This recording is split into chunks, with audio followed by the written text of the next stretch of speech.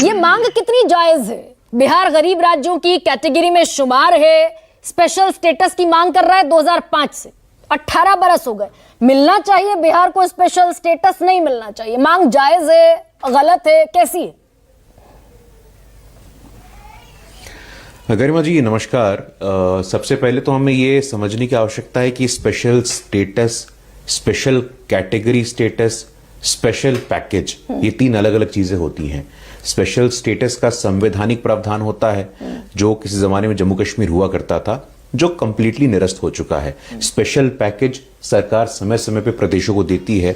और special category status, विशेष राज्य का दर्जा, जो गडगिल फॉर्मूला के आधार पे तय हुआ था। गडगिल फॉर्मूला ने 5 ग्राउंड दिए थे: हिली टेरेन, पहाड़ी भूभाग, लो पॉपुलेशन डेंसिटी, कम जनसंख्या का घनत्व, स्ट्रेटेजिक लोकेशन या बॉर्डर से समीप जो क्षेत्र हैं, इकोनॉमिक और इंफ्रास्ट्रक्चर बैकवर्डनेस, और 5वां volatile nature of state finances. तो ये 5 मानक के आधार पे किसी भी प्रांत को स्पेशल कैटेगरी स्टेटस मिलता था। तो गडगिल फॉर्मूला का अंत तो कांग्रेस सरकार में हो गया था। 2013 की बात है गरिमा जी, रघुराम राजन जी के नेतृत्व में कमेटी बनी थी और उस कमेटी ने ही गडगिल फॉर्मूला और स्पेशल कैटेगरी स्टेटस के अंत की शुरुआत कर दी थी। तो स्पेशल कैटेगरी स्टेटस, इस शब्द का उपयोग करना, ये कहां तक जायज है, ये कहां तक वाजिब है, मुझे लगता है इस पे भी चर्चा की आवश्यकता है। तो गुरु, यानी कि कंक्लूडिंग पॉइंट यही है ना गुरु, कि आज की तारीख में अरुण जेटली ने भी कहा, 15वें वित्त आयोग ने भी कह दिया, जो 14वें वित्त आयोग ने, जो आपने बनाया, यानी कि आज की तारीख में जिस फॉर्मूले का आप जिक्र कर रहे हैं उसके तहत नॉर्थ ईस्ट और हिली एरियाज को छोड़कर किसी राज्य को स्पेशल स्टेटस नहीं मिल सकता। यानी कि बिहार और आंध्र प्रदेश को स्पेशल स्टेटस नहीं मिल सकता। ये बहस यहां खत्म हो जाती है क्या? गरिमा, अरे गरिमा जी, अब बोलने का मौका दिया करिए। किसी प्रश्न को या किसी विषय को आप रखती हैं तो मैं थोड़ा पढ़ करके आता हूं और चाहता हूं कि मतलब उससे बाकी लोग भी लाभान्वित हों। तो special category, special category status और स्पेशल कैटेगरी पैकेज, मुझे लगता है इन तीनों में अंतर समझने की आवश्यकता है और इसके अंत की शुरुआत कांग्रेस के नेतृत्व में ही हो गई थी, पहली बात। दूसरा, आंध्र प्रदेश और बिहार, ये 2 अलग अलग केसेस हैं गरिमा जी, ये दोनों को हमें मिक्स करने की आवश्यकता नहीं है।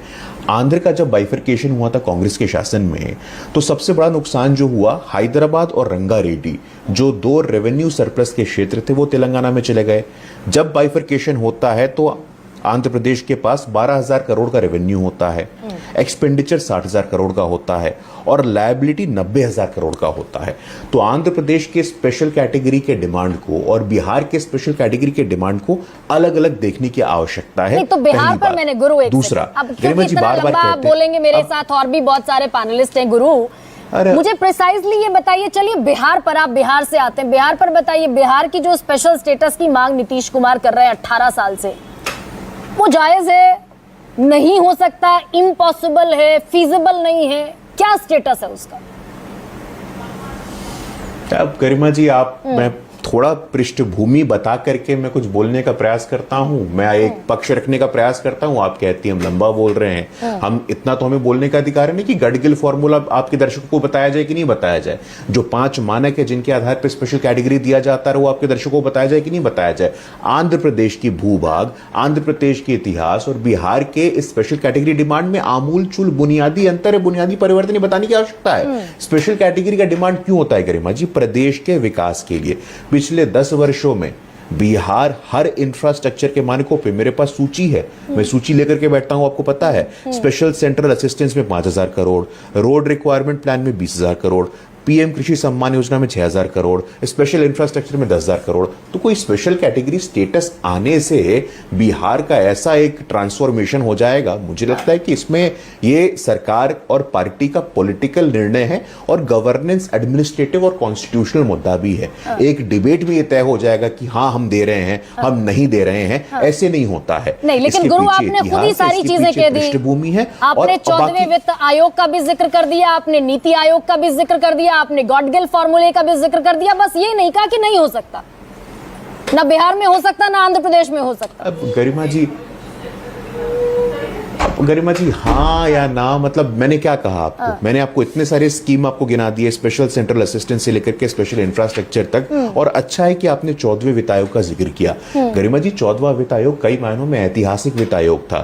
जो स्टेट का फंडिंग का हिस्सा पहले 32% हुआ करता था, वो 42% हुआ। तो इस केंद्र सरकार की दृष्टि में सारे स्टेट के पास इंसेंटिव होना चाहिए ग्रो करने का। अगर हम भारत सरकार की दृष्टि से देखें तो अगर किसी एक प्रांत को आप स्पेशल कैटेगरी स्टेटस देते हैं तो दूसरे प्रांत ने क्या गुनाह किया है? ये डिसइंसेंटिव होने का काम नहीं करेगा क्या? तो एक एकेडमिक पर्सपेक्टिव है, गवर्नेंस का तो ठीक है, पर्सपेक्टिव ढके दबे अंदाज में गुरु सब कुछ कह दे रहे हैं। इसी 14वें वित्त आयोग ने कहा कि केंद्र के संसाधनों पर बोझ है अगर आगे किसी भी राज्य को स्पेशल स्टेटस दिया जाता है। प्रेम जैन